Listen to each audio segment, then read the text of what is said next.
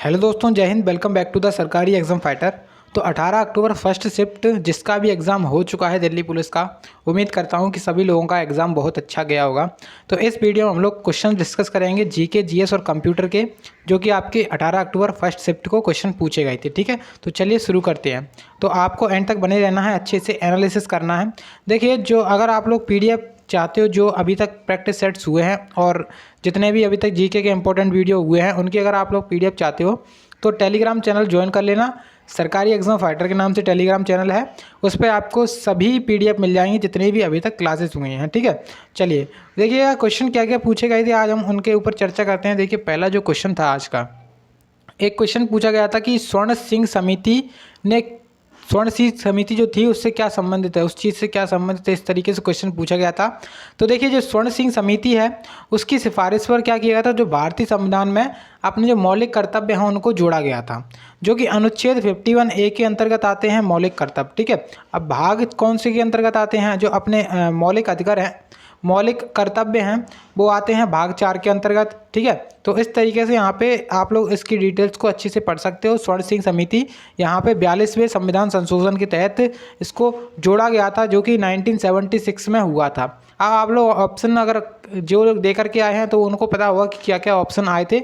बस ये क्वेश्चन पता चला है यहाँ पे कि स्वर्ण सिंह समिति का संबंध किससे था। ठीक है, उसके बाद है नेक्स्ट क्वेश्चन, और नेक्स्ट में क्वेश्चन में पूछा गया था कि लाठी नृत्य किस राज्य या किस जनजाति से संबंधित है। देखिए, क्वेश्चन में थोड़ा सा कन्फ्यूजन, क्योंकि क्वेश्चन आपको एकदम एक्यूरेट तभी मिलता है जब आप लोग स्वयं दे करके जाते हो उस एग्ज़ाम को। और ये तो क्वेश्चन क्या है, कोई स्टूडेंट बता देता है, कहीं पर ऑनलाइन रिव्यू कर देता है। ठीक है, तो इस तरीके से ये क्वेश्चन पूछा गया था कि लाठी नृत्य किस राज्य से संबंधित है या फिर किस जनजाति से संबंधित है। तो मैंने दोनों चीज़ें लिखी हैं यहाँ पे कि लाठी नृत्य कौन सी जनजाति का है, भील जनजाति से संबंधित है, और जो कि पश्चिम बंगाल का एक नृत्य है। ठीक है, तो इस तरीके से यहाँ पे आप लोग इसको देख सकते हो। तो देखिए, अभी तक जितने भी शिफ्ट्स हुए हैं उनमें लगभग सभी शिफ्ट्स में क्या क्या क्वेश्चन पूछे गए हैं, नृत्य से संबंधित क्वेश्चन पूछे गए हैं। तो उनको एक बार अच्छे से पढ़ के जाना, अगली शिफ्ट के लिए आपके बेनिफिट होगा। ठीक है, देखिएगा नेक्स्ट क्वेश्चन क्या पूछा गया था। इसमें पूछा गया था कि 2021 में कितने लोगों को मेजर ध्यानचंद पुरस्कार मिला था। तो अगर आप लोगों ने कल वाला एनालिसिस का वीडियो देखा होगा तो उसमें क्या पूछा गया था कि अर्जुन अवार्ड पूछा गया था उसमें। तो अर्जुन अवार्ड पूछा गया था, अर्जुन अवार्ड पूछा गया था। और इसमें क्या पूछा गया है, इसमें पूछा गया है कि मेजर ध्यानचंद पुरस्कार कितने लोगों को मिला 2021 में। तो 5 लोगों को मिला है। अब देखिए, मैंने यहाँ पे पूरी लिस्ट लेकर के आए हैं जितने लोगों को भी जो पुरस्कार मिले हैं, तो उनको एक बार आप लोग देख सकते हैं। कल क्या पूछा गया था, अर्जुन अवार्ड पूछा गया था कि कितने लोगों को अर्जुन पुरस्कार मिला है, तो 35 लोगों को अर्जुन पुरस्कार मिला था, इसका करेक्ट आंसर था। उसका जो 12 खिलाड़ी थे उनको क्या मिला था, खेल रत्न अवार्ड मिला था। खेल रत्न पुरस्कार 12 खिलाड़ियों को दिया गया था।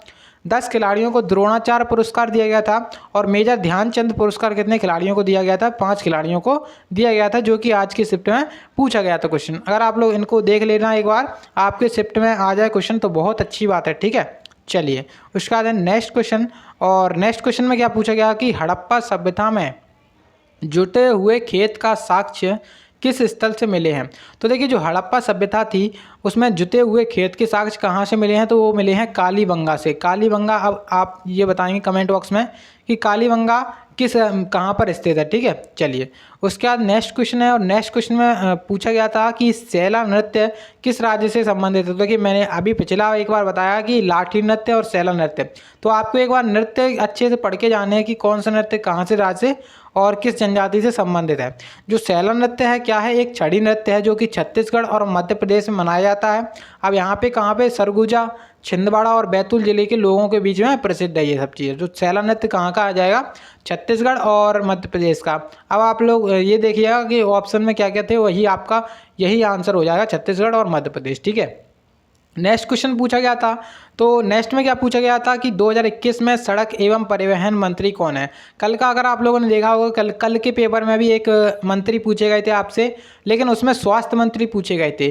तो इसमें आपसे पूछ लिए गए हैं कि सड़क और परिवहन मंत्री कौन है। तो जो नितिन गडकरी जी हैं 2021 में सड़क और परिवहन मंत्री कौन थे, नितिन गडकरी। कल के क्वेश्चन क्या पूछा गया था, कल पूछा गया था स्वास्थ्य मंत्री कौन थे, तो स्वास्थ्य मंत्री थे आपके मनसुख मंडाविया। ठीक है, उसके बाद आप देखिए, इस तरीके से आप जब एनालिसिस करते हो तो आपको एक चीज़ समझ में आनी चाहिए कि कहाँ से क्वेश्चन बन रहा है और हम क्या चीज़ पढ़ें जो आपके एग्ज़ाम में आगे हेल्प करे। ठीक है, तो वही आपका सही तरीका होता है इस एग्ज़ाम को एनालिसिस करने का। उसके बाद नेक्स्ट क्वेश्चन पूछा गया था, नेक्स्ट में बोला जा रहा है कि उत्तर प्रदेश में विधानसभा चुनाव कितने चरण में हुआ था। तो देखिए जो विधानसभा जो चुनाव हुआ था उत्तर प्रदेश में वो हुआ था 7 चरण में। अब देखिए मैंने यहाँ पे कुछ इंपॉर्टेंट चीज़ें लिखी हैं आपके लिए, तो आप लोग इनको एक बार देख सकते हो। जो विधानसभा की सीटें हैं उनकी संख्या है उत्तर प्रदेश में 403, लोकसभा की सीटों की संख्या है 80 और राज्यसभा की सीटों की संख्या कितनी है 32। अब आपसे एक क्वेश्चन और पूछ सकता है कि जो अपने मुख्यमंत्री जी हैं यानी कि योगी आदित्यनाथ, उत्तर प्रदेश के योगी आदित्यनाथ जी किस सीट से मतलब खड़े हुए थे, तो वो कहाँ से हुए थे, तो गोरखपुर से खड़े हुए थे। ठीक है, गोरखपुर से खड़े हुए थे योगी आदित्यनाथ जी। ठीक है, उसके बाद नेक्स्ट क्वेश्चन आपसे क्या क्या पूछ सकता है, तो नेक्स्ट क्वेश्चन देखते हैं। नेक्स्ट क्वेश्चन में आपसे क्या पूछा गया था, तो देखिए नेक्स्ट क्वेश्चन में पूछा गया था कि हरियाणा और पंजाब की प्रमुख फसल। ये क्वेश्चन थोड़ा सा कंफर्म नहीं है क्योंकि इसमें क्या पूछा गया है समझ में नहीं आया, प्रमुख फसल पूछी गई है या फिर मतलब ये क्वेश्चन थोड़ा सा कन्फ्यूजेबल है, तो आप लोग इसको एक बार चेक कर सकते हो या फिर इसको अभी छोड़ सकते हो। उसका नेक्स्ट क्वेश्चन पूछा गया था कि बहमनी साम्राज्य। तो देखिए जो बहमनी साम्राज्य था इसके संबंधित में क्वेश्चन क्या पूछा गया था, अगर इसका संस्थापक पूछा जाता तो संस्थापक कौन हो जाएंगे, इसके संस्थापक हो जाएंगे अलाउद्दीन बहमन शाह, करेक्ट आंसर है। अगर संस्थापक नहीं पूछे गए तो फिर आप लोग कमेंट बॉक्स में बताइए कि क्या पूछा गया था बहमनी साम्राज्य से, लेकिन ये कन्फर्म है कि बहमनी साम्राज्य से एक क्वेश्चन पूछा गया था आपका। ठीक है, उसके बाद नेक्स्ट क्वेश्चन पूछा गया था कि विक्रमशिला विश्वविद्यालय की स्थापना किस काल में हुई थी या फिर किस शासन मतलब किसने करवाई थी। तो जो धर्मपाल शासक थे उनके द्वारा विक्रमशिला विश्वविद्यालय की स्थापना की गई थी। अब आप लोग कमेंट में ये बताइएगा कि जो नालंदा यूनिवर्सिटी है, नालंदा विश्वविद्यालय है, इसकी स्थापना किस शासनकाल में हुई थी। ठीक है, और किसने करवाई थी। उसके बाद जो नेक्स्ट क्वेश्चन वो काफ़ी ज़्यादा अच्छा क्वेश्चन है क्यों, जो कि हमारे ही वीडियोस से आ चुका है क्वेश्चन, ये जो कि हमने इंपॉर्टेंट जी के क्वेश्चन कराए थे उसमें से क्वेश्चन पूछा गया है कि रेपो रेट क्या होती है।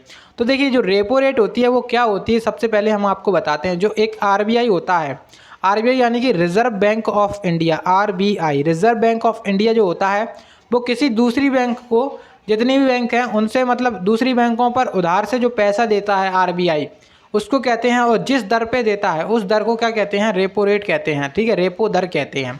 तो इस तरीके से यहाँ पे लिखा है रेपो रेट वह दर है जिस पर RBI रिवर्स रेपो दर वह दर जिस पर वाणिज्यिक बैंक भारतीय रिजर्व बैंक में अतिरिक्त धनराशि जमा करते हैं। ठीक है, चलिए उसका बाद है नेक्स्ट क्वेश्चन, और नेक्स्ट क्वेश्चन में पूछा गया था आपसे कि नववर्ष में मलयालम में किस देवता की पूजा की जाती है।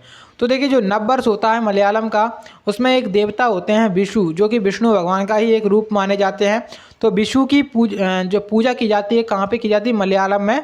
उसका न्यू ईयर कहा जाता है। आपको ये आप लोग ये समझ सकते हो कि जो मलयालम का न्यू ईयर क्या होता है, यहाँ पे आप लोग मलयालम का न्यू ईयर विशु को कहा जाता है। ठीक है, इस तरीके से आप लोग इसकी जानकारी को पढ़ सकते हो अच्छे से। ठीक है, उसके बाद जो नेक्स्ट क्वेश्चन है उसमें क्या पूछ रहे हैं, नेक्स्ट क्वेश्चन पूछ रहा है कि सोनालिका का संबंध किससे है।